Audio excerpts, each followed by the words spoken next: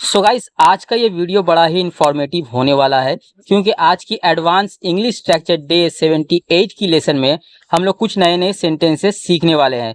तो guys, screen पे आपको सेंटेंसेस दिख रहा है, तो चलिए सबसे पहले देख लेते हैं सेंटेंसेस क्या क्या है। पढ़ाई करने की कोई उम्र नहीं होती। पढ़ाई करने की कोई उम्र नहीं होती। खेलने की कोई उम्र नहीं होती। खेलने की कोई उम्र नहीं होती। भाषा सीखने की कोई उम्र नहीं होती। भाषा सीखने की कोई उम्र नहीं होती। प्यार की कोई उम्र नहीं होती। तो गाइस, आज इस वीडियो में यही सारे सेंटेंसेस हम लोग ट्रांसलेट करना सीखने वाले हैं एक एडवांस स्ट्रक्चर की मदद से।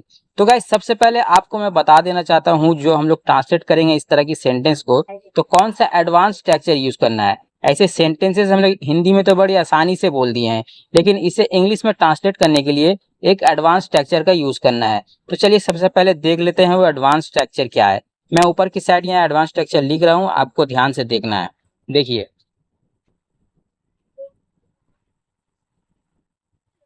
देयर इज नो एज बार।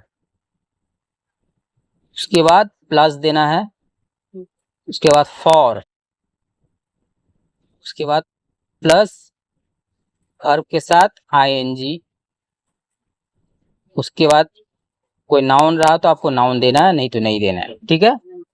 देखिए, सबसे पहले देयर इज नो एज बार का यूज करना है।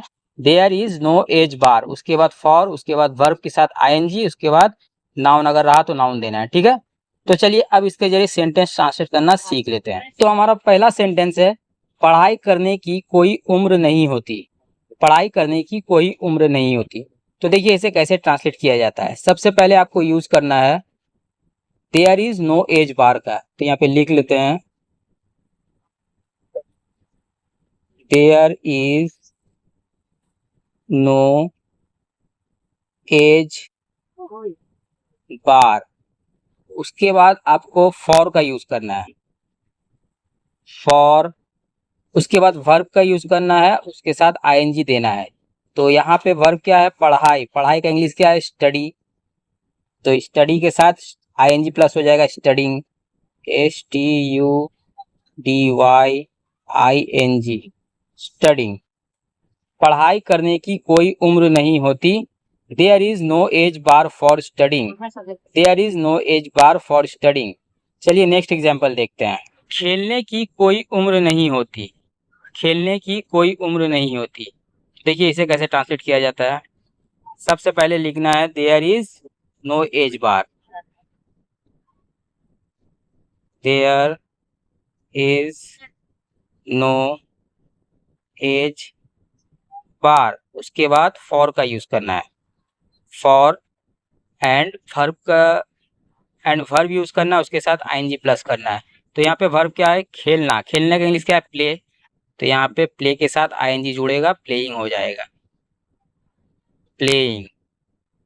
देखिए, खेलने की कोई उम्र नहीं होती। There is no age bar for playing. चलिए नेक्स्ट एग्जाम्पल देखते हैं। भाषा सीखने की कोई उम्र नहीं होती। भाषा सीखने की कोई उम्र नहीं होती। यहाँ पे भी आपको देयर इज नो एज बार का यूज करना है। तो पहले लिख लेते हैं, there is no age bar. उसके बाद फॉर का यूज करना है, फॉर। अब यहाँ पे वर्ब क्या है, सीखना। सीखना का इंग्लिश क्या है, learning, learn.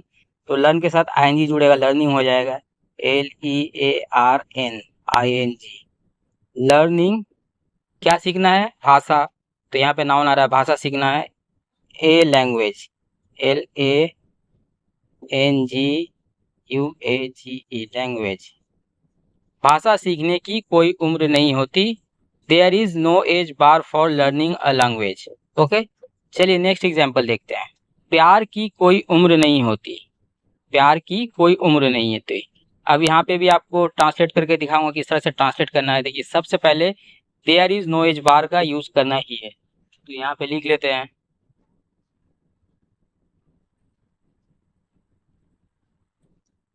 There is no age bar, उसके बाद फॉर का यूज करना है, for.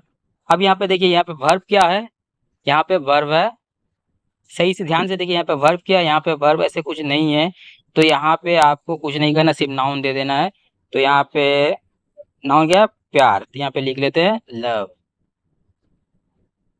Love. There is no age bar for love. Okay, तो आई थिंक गाइज आपको समझ में आ गया होगा कि देयर इज नो एज बार से सेंटेंस को कैसे ट्रांसलेट करना है। और मैंने यहाँ पे कुछ एग्जाम्पल भी दे रखी है, जिससे आपको अच्छे से क्लियर हो गया होगा कि देयर इज नो एज बार से सेंटेंस को कैसे ट्रांसलेट करना है। ठीक है, तो आपको क्या करना है गाइज, आपको सेम इसी तरह का एक सेंटेंस मेरे कमेंट बॉक्स में लिखना है। ठीक है, वहाँ पे मैं देखूंगा आपने सही लिखा है या गलत लिखा है। ठीक है, तो गाइज मिलते हैं किसी और नए से एडवांस इंग्लिश स्ट्रक्चर के साथ, तब तक के लिए अलविदा।